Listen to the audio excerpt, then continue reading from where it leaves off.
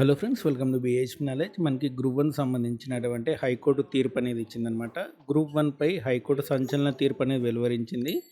గతంలో ప్రకటించినటువంటి మెయిన్స్ ఫలితాలను రద్దు చేసింది. పేపర్లను మళ్ళీ మూల్యాంకనం చేయాలని, దాని ఆధారంగానే ఫలితాలు వెలువరించాలని చెప్పి టీజీపీఎస్సీని ఆదేశించింది. అది సాధ్యం కాకపోతే పరీక్ష మళ్ళీ నిర్వహించాలని తెలిపింది.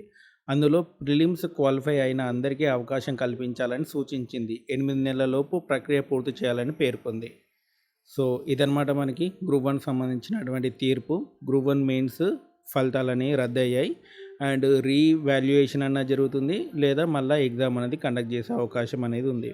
సో కాబట్టి ఎవరైనా విద్యార్థులు ఒకవేళ మెయిన్స్ మీరు సరిగ్గా రాయకపోతే నాకు తెలిసి మళ్ళీ మెయిన్స్ ఎగ్జామ్ పెట్టే అవకాశం ఉంది.